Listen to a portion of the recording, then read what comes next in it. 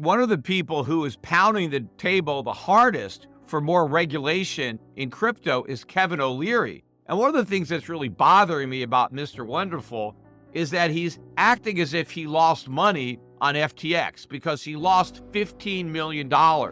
Well, what Kevin O'Leary doesn't like to acknowledge is the fact that the money he lost was the money he was paid by Sam Bankman Fried to pump FTX. Yes, he took the money that he was paid and used it to buy FTX tokens and to invest in FTX, the company. But he wasn't investing his own money. He was gambling with the house's money. Or more correctly, he was gambling with the money that Sam Bankman Fried stole from his customers and gave to Kevin O'Leary to promote FTX.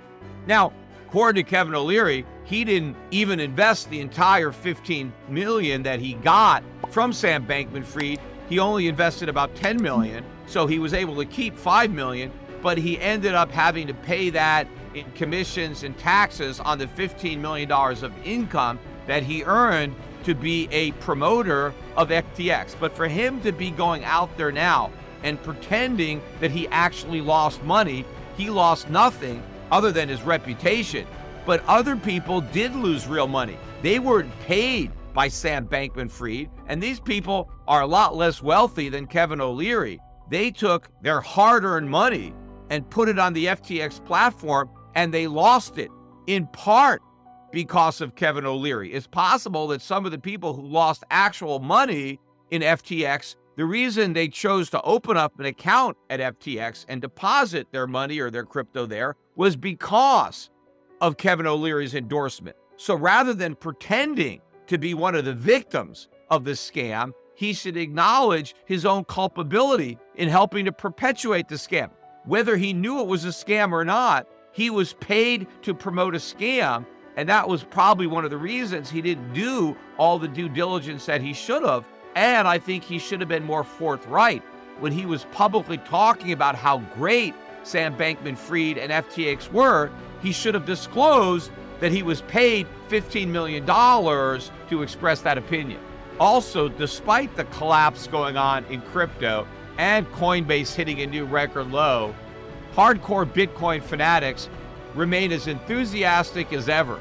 Now, one of the big losers on the week was Coinbase, and I want to talk about that stock in particular because it's now down better than 90% from the high that it made the day of its direct listing. Remember, it didn't do a traditional IPO, it just went for a direct listing, and the first price it traded at was $381, and on that very day, the price was bid up to $429.54. It's never been that high since, and I remember watching it tick up there. I was listening to the commentators on CNBC, and they were so excited about this move up in Coinbase. They thought it would keep on going. This was the best investment that anybody could imagine because it allowed for the most exposure to crypto and to the widespread adoption that everybody on CNBC was confident would follow. So this was the best way to play crypto. In fact, it was also the best way to play the NFT market because they eventually launched an NFT exchange. Well, the stock closed at a new low on Friday at $40.24. In fact, even on the year, it's down better than 80%. To me, this is a very ominous sign for Bitcoin. Yeah, it's still hanging out at the 17,000 level. As I'm recording this podcast on Saturday morning, it's just under 17,200. But again, as I said on my last podcast, we're creating a new ceiling, not a new floor.